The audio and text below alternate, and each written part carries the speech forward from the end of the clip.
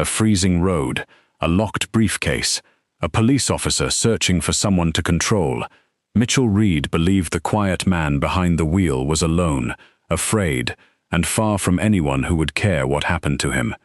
He could not see the federal badge hidden inside the man's coat. He did not know that the briefcase beside him held evidence capable of bringing down half the police station. And before the rain stopped falling, one careless arrest would pull years of buried corruption into the light. The rain had started before sunset and had only grown colder as the night went on. It swept across the empty roads of Oakridge in pale silver sheets, gathering in the cracks of the pavement and shining beneath the weak glow of streetlights. Most of the stores along the main road had already closed. Their windows were dark, their signs turned off, and their parking lots sat empty behind curtains of rain. Kendrick Walsh drove through the quiet town with both hands resting lightly on the steering wheel. The heater in his dark blue sedan hummed softly, pushing warm air through the vents, but the cold still seemed to live inside the car. It clung to the windows and slipped through the smallest spaces around the doors. Kendrick was tired, though no one looking at him would have guessed it.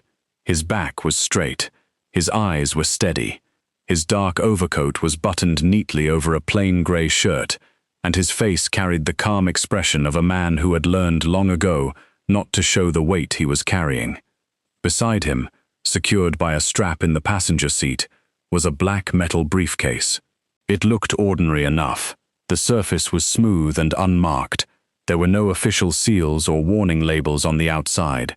Yet inside were financial records, photographs, copies of private messages, and recordings gathered during a federal investigation that had taken almost a year to build.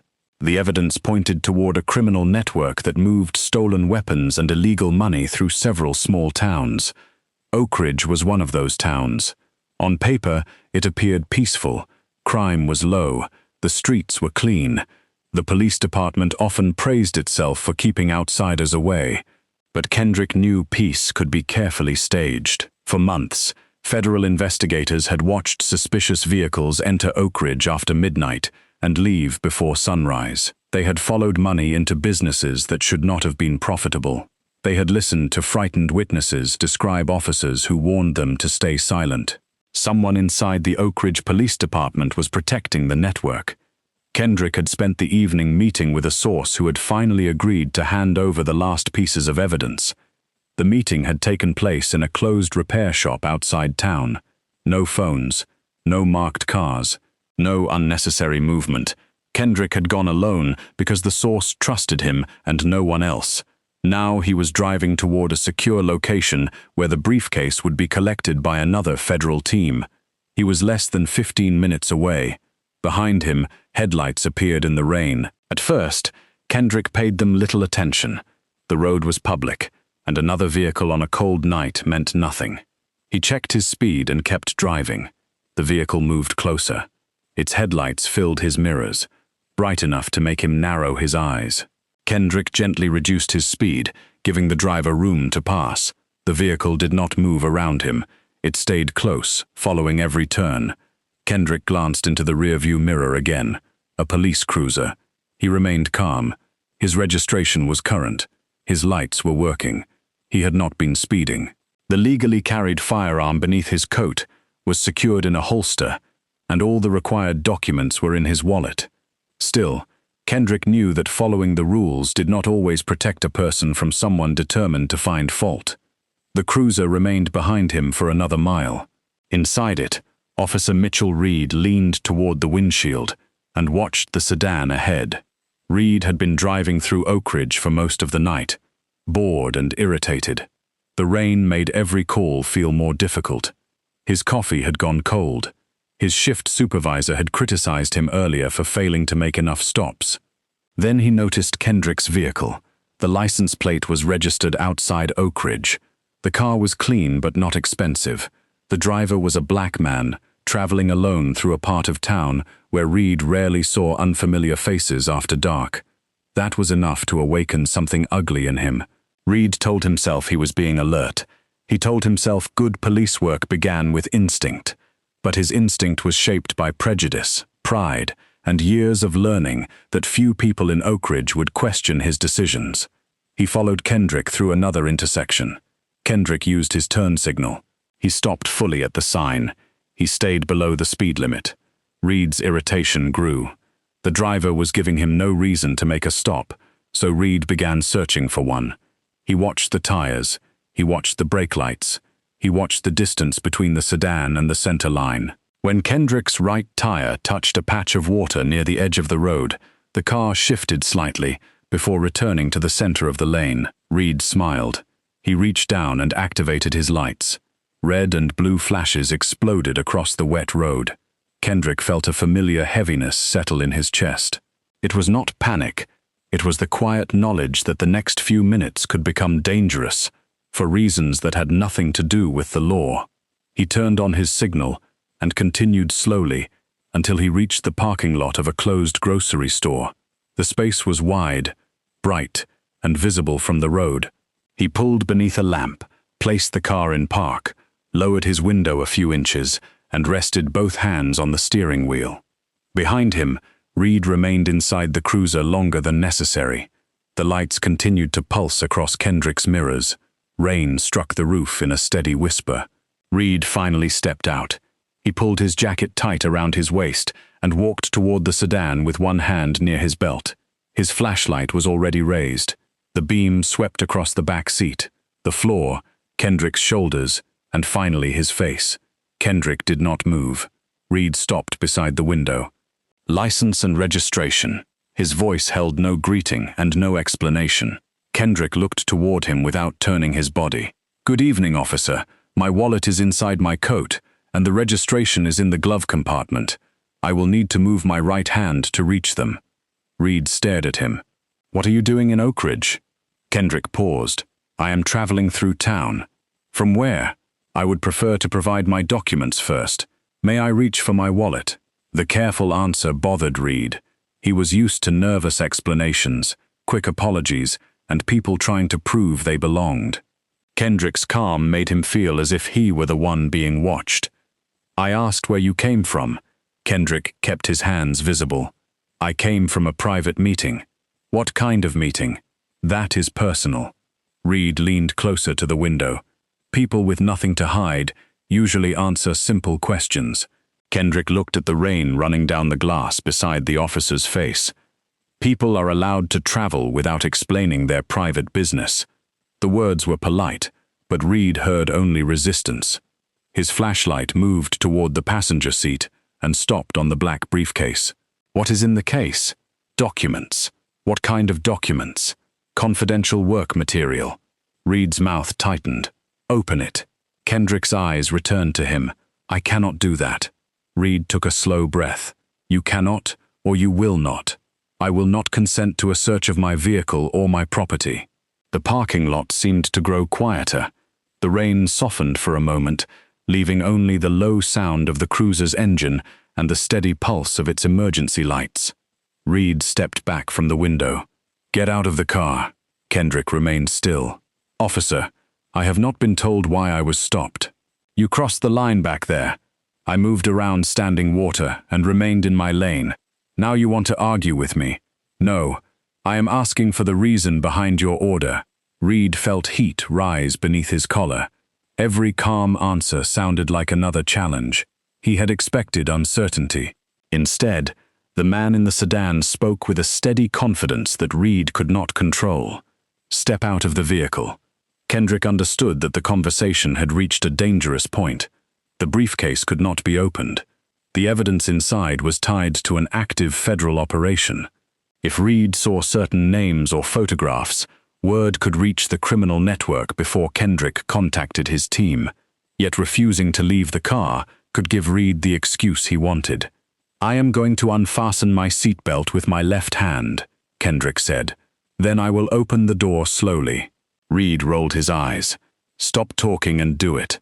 Kendrick released the belt. He opened the door and stepped into the rain. Cold water struck his face and shoulders. Within seconds, his coat began to darken. He stood beside the sedan with his hands open. Reed looked him over.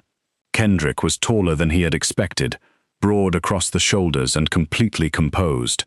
The officer felt smaller beside him, and that feeling quickly became anger. "Turn around." Kendrick obeyed. Reed began searching him with rough, impatient movements. His hands pressed along Kendrick's arms, waist and back.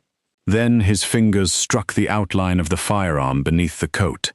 Reed jumped away and drew his weapon. "Gun!" The shout echoed through the empty parking lot. Kendrick froze. "My firearm is legal," he said. "My permit and official identification are inside my coat. Do not reach for the weapon unless you are prepared to secure it safely." Reed pointed his gun at Kendrick's back. Hands on the roof. Kendrick slowly placed both palms on the wet metal. "I am not resisting. Spread your feet." Kendrick obeyed. Reed removed the firearm from its holster. He held it awkwardly for a moment, then placed it on the hood of his cruiser. "You lied to me." "I did not. You never asked whether I was carrying a weapon. People like you come through here with guns and secret cases, then act surprised when police get involved."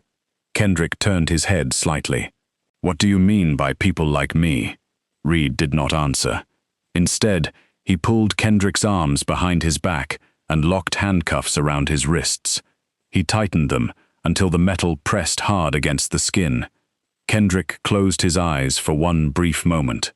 The humiliation was familiar, in a way he hated. It did not matter that he supervised federal agents. It did not matter that judges answered his calls or that powerful people waited when he entered a secure room. Standing in the rain with an angry officer behind him, he had been reduced to whatever story Reed wanted to tell. "My identification is inside the inner pocket of my coat," Kendrick said. "Check it before you take this further." Reed gripped his arm. "You will be identified at the station. Officer Reed, you should look at it now." Reed stiffened at the sound of his name.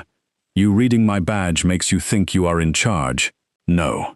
I am trying to give you a chance to understand the situation." Reed pushed him toward the cruiser. "You should have thought about the situation before driving around here with a weapon." He placed Kendrick in the back seat and shut the door. Through the rain-covered window, Kendrick watched Reed return to the sedan. The officer opened the driver's door and searched the front area without permission. He checked beneath the seat, looked through the center console, and tried the briefcase. It was locked. Reed pulled at the handle, growing more frustrated when it would not open. Kendrick felt a quiet fear move through him. Not fear for himself, fear that Reed might damage the case or discover something that could warn the people under investigation. After several minutes, Reed returned to the cruiser and started driving. The ride to the police station was short. Reed spoke into his radio, describing Kendrick as uncooperative and suspicious. He mentioned the firearm, but did not mention that Kendrick had calmly disclosed his permit and identification. He claimed the vehicle had been moving strangely. He claimed the locked case might contain stolen property. Kendrick listened without interrupting. Every false sentence mattered. When they reached the Oakridge Police Department, Reed pulled into a covered garage and opened the rear door. The building was older than it appeared from the street. Water stains marked the walls near the ceiling. The lights flickered in the hall. The air smelled of damp uniforms, cleaning fluid, and old coffee. Several officers looked up as Reed led Kendrick through the booking area. A few stared at the handcuffs. One glanced at Kendrick's wet coat. Another looked toward Reed for an explanation. Reed gave them one before anyone asked. Stopped him driving all over the road. Armed. Refused a search. Would not explain what he was doing in town. Kendrick looked around the room. No one questioned the story. A senior officer behind the desk frowned at him. Name? Kendrick Walsh. Address? Kendrick gave it. Occupation? Kendrick looked directly at Reed. My official identification is inside my coat. Reed laughed quietly. He has been saying that all night. Near the far wall stood a young officer with a narrow face and nervous eyes. His name tag read Toby Jensen. Toby had joined the department only months earlier. He had heard stories about Reed. Everyone had. He knew Reed pushed stops too far. He knew reports sometimes changed before reaching the morning supervisor. He also knew what happened to new officers who embarrassed senior men. They were given the worst shifts. Their mistakes were remembered. Their careers stopped before they began. Toby looked at Kendrick's wrists. The cuffs were too tight. He could see the red marks forming around the metal. "He asked you to check his identification," Toby said. Reed turned. "What was that?" Toby swallowed. "I was just asking." "You do not need to ask. I handled the stop."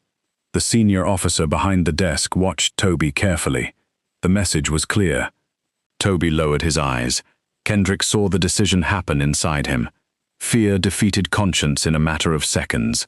Reed removed Kendrick's coat and dropped it onto the counter. He emptied the outer pockets, placing a phone, car keys, and a small notebook into a plastic tray. Then he reached toward the inside pocket. His hand slowed. Something hard rested beneath the fabric. Reed pulled out a black leather credential holder. For the first time that night, uncertainty touched his face. He opened it. A gold federal badge caught the cold light above the desk. Beside it was Kendrick's photograph, his full name, and his title. Federal Bureau of Investigation, Supervisory Special Agent. The room became still. The officer behind the desk rose slowly from his chair. Toby stared at the badge, then at Kendrick, and felt the floor beneath him seem to shift. Reed read the identification again, as though the words might change if he waited long enough. They did not. Kendrick stood in the center of the station, soaked from the rain, his hands still locked behind him. His voice was quiet when he finally spoke. "The briefcase in my vehicle contains protected evidence from an active investigation." No one moved. Kendrick looked from Reed to the silent officers around him. "An investigation into this department." Outside, beyond the wet brick walls, dark vehicles were already turning onto the road. Kendrick had missed his security check-in. His phone had stopped moving. His federal team had traced the signal to the Oakridge Police Department. And as Mitchell Reed stood beneath the pale station lights holding the badge he should have checked beside the road, the distant sound of approaching engines began to rise through the rain. The engines grew louder until the windows of the Oakridge Police Department began to tremble in their frames. Every officer in the booking area turned toward the front entrance. Mitchell Reed still held Kendrick's open credential case in one hand, but the confidence that had carried him through the night was gone. His face had become pale and strangely empty, as though his mind had stepped away from the truth standing directly in front of him. The first dark vehicle stopped outside the station. Then another pulled in behind it. Their headlights cut through the rain and spread across the walls in long white beams. Doors opened almost at the same time. Men and women in dark jackets stepped onto the pavement, moving with the calm speed of people who already knew where they were going. Yellow letters across their backs reflected beneath the station lights. FBI. The senior officer behind the desk slowly removed his hand from the keyboard. Toby Jensen looked toward Reed, waiting for him to say something that would somehow make the badge, the briefcase, and the vehicles outside disappear. Reed's lips moved, but no words came out. Kendrick remained still. The handcuffs continued pressing into his wrists. Rainwater ran from his coat onto the floor, forming a dark pool around his shoes. He could feel every officer in the room, studying him differently now. Only a few minutes earlier, they had looked at him as a suspect.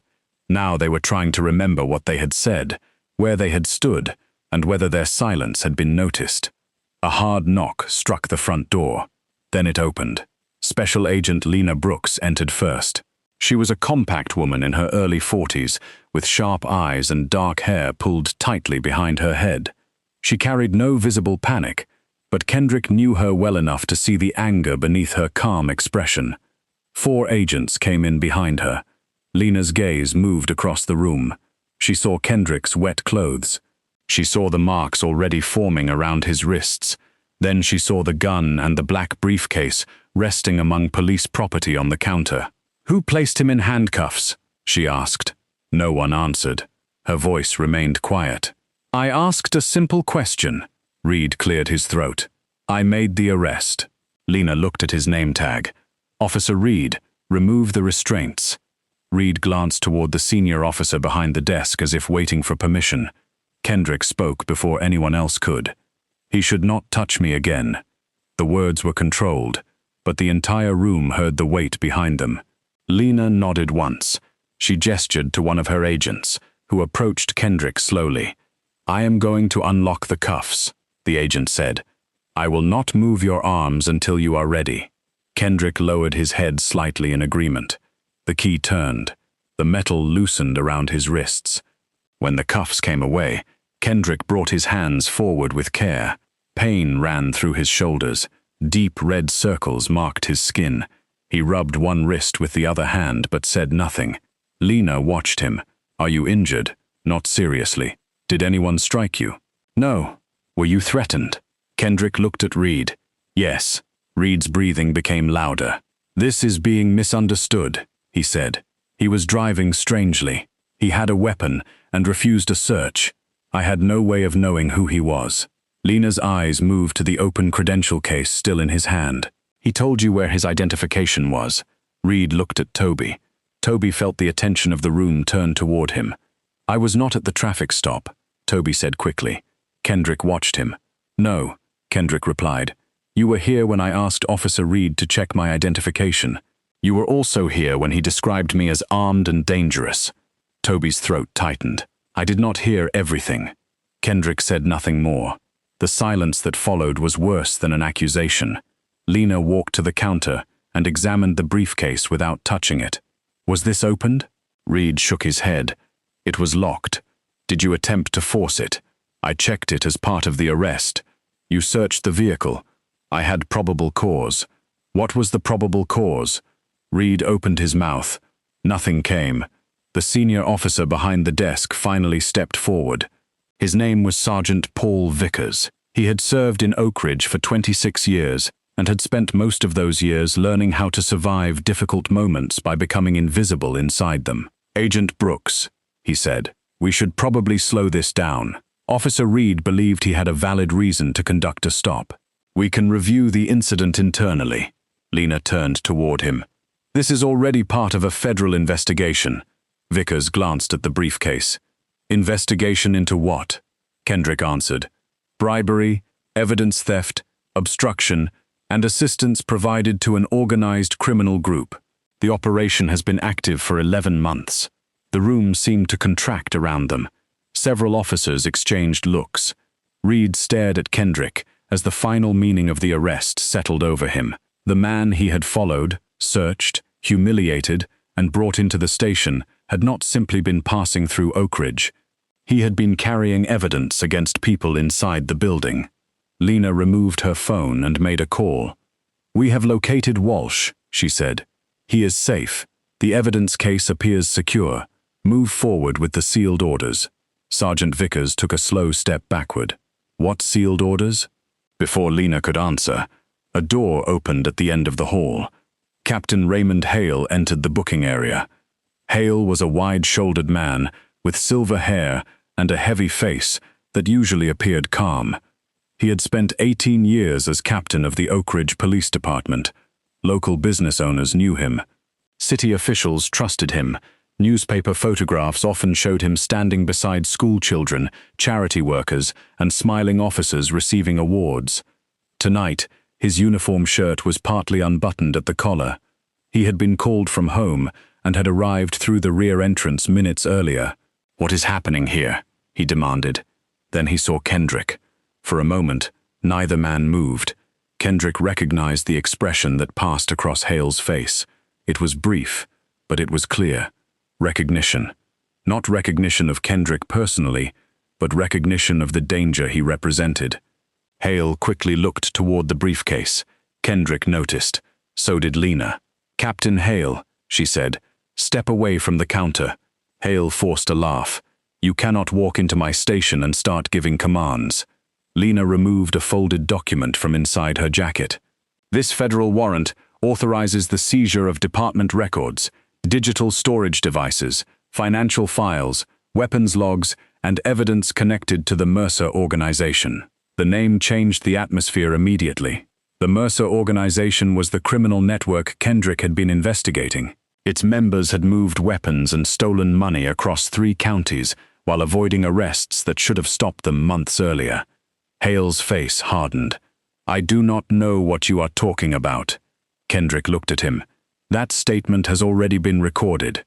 Hale turned toward Reed. What did you bring in here? Reed's expression shifted from fear to confusion. I stopped him outside town. I did not know.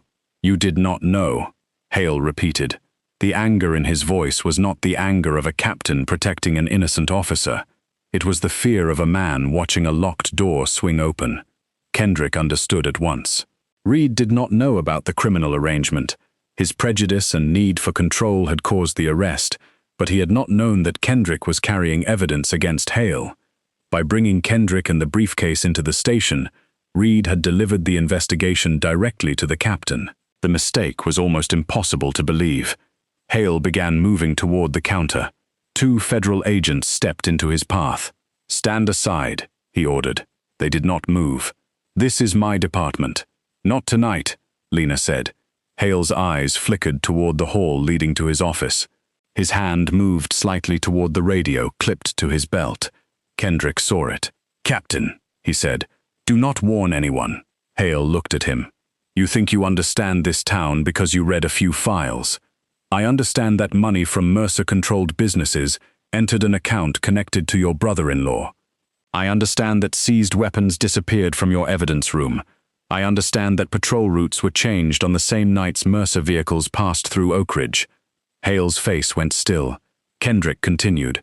I also understand that 2 witnesses changed their statements after meeting with you privately. No one inside the booking area made a sound. The respected captain, the man whose photograph hung in the hallway, suddenly looked smaller. The authority he had worn for years was beginning to separate from him. Hale tried one final time to regain control. This is a misunderstanding. Any money can be explained. Any schedule can be made to look suspicious when people already believe a crime occurred. The recordings will be harder to explain, Kendrick said. Hale stared at him. The recordings in the briefcase include your voice. The captain's eyes moved again toward the black case. This time, the agents did not miss it. Hale stepped backward, turned sharply, and moved toward the hallway.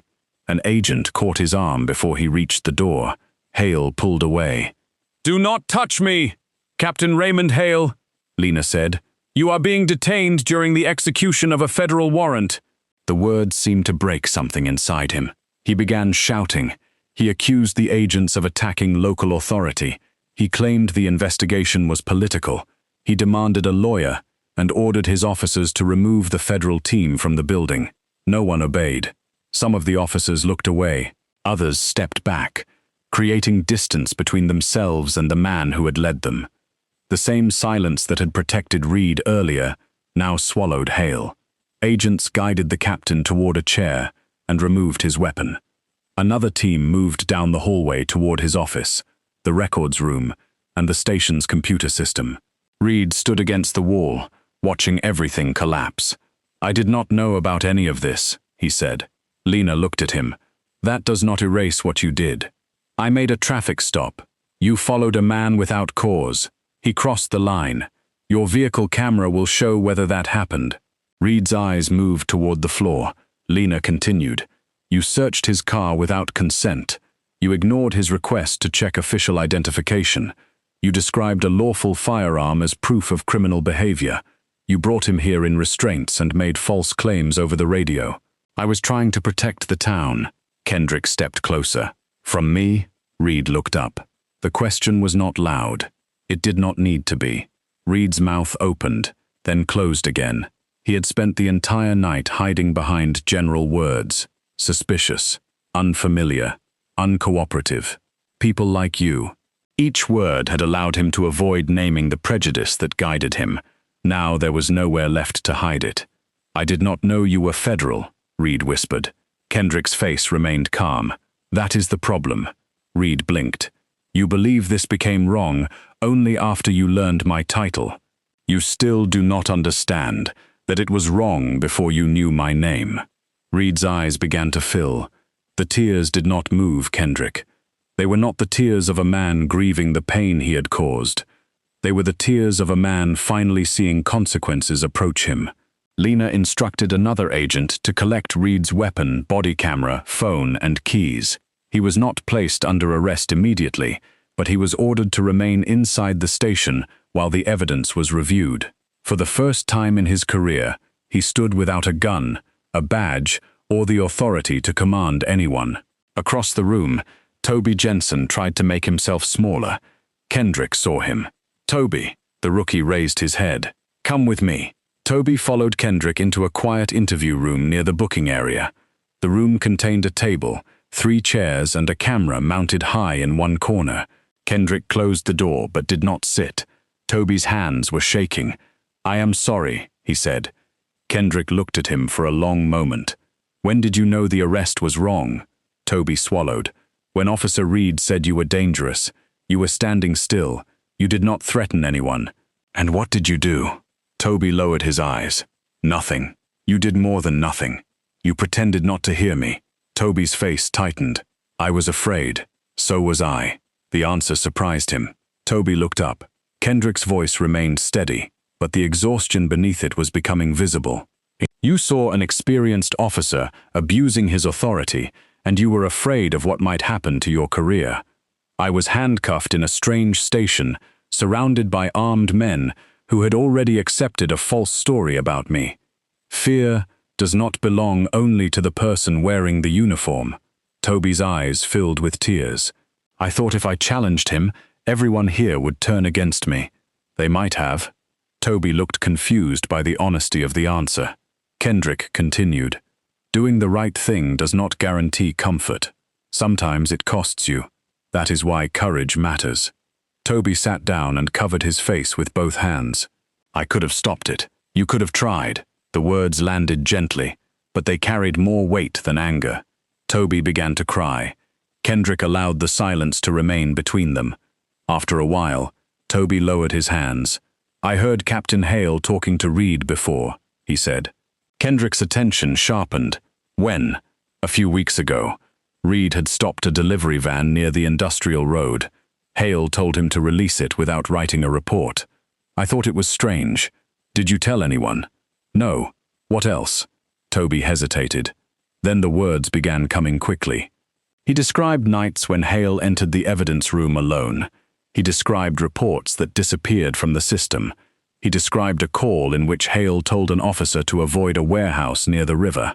Toby had written some of the dates in a private notebook because he was afraid he would forget them. The notebook was inside his locker. Federal agents recovered it minutes later.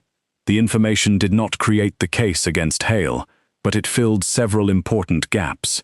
It connected missing evidence to nights when Mercer vehicles moved through town.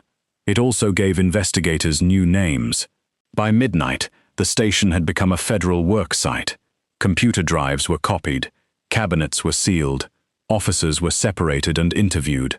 The black briefcase was opened only after Kendrick verified its condition and entered the access code himself.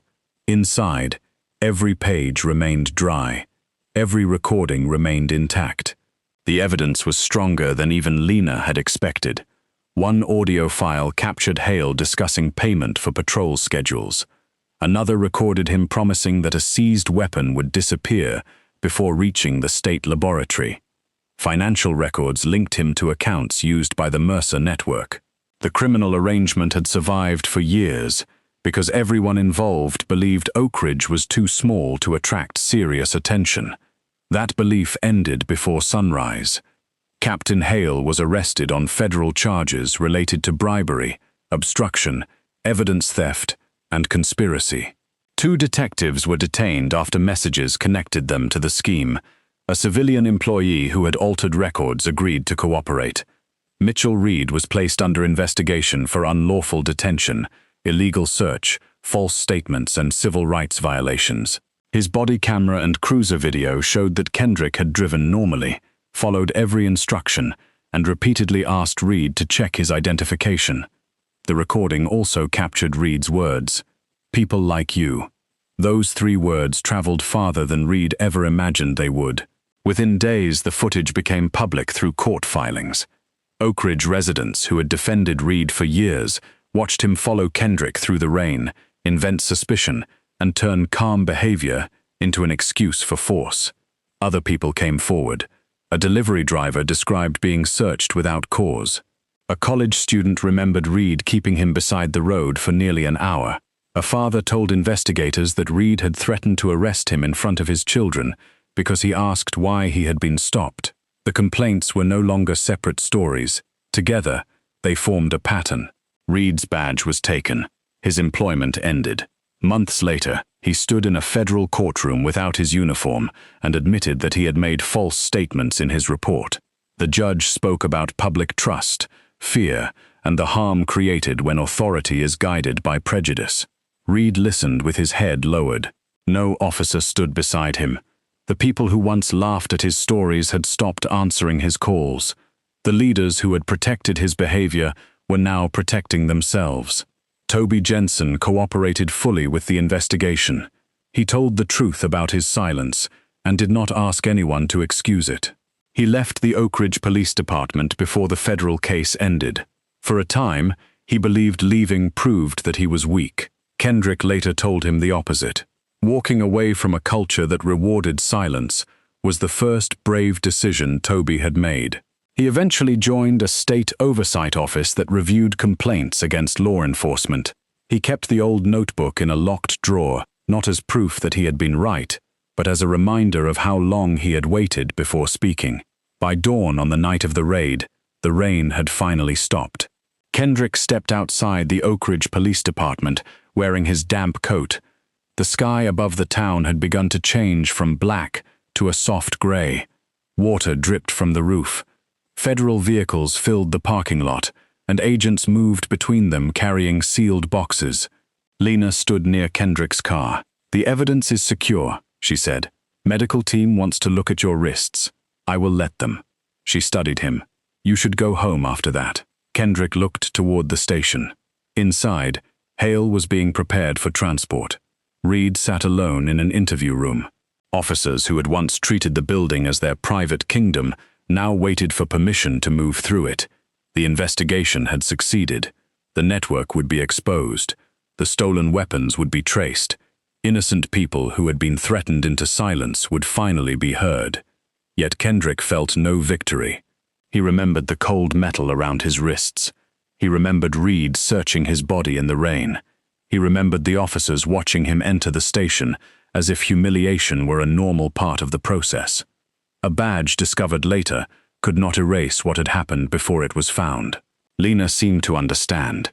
"You did everything right," she said. Kendrick looked at the pale light growing along the horizon. "That did not protect me." "No." Her answer was quiet.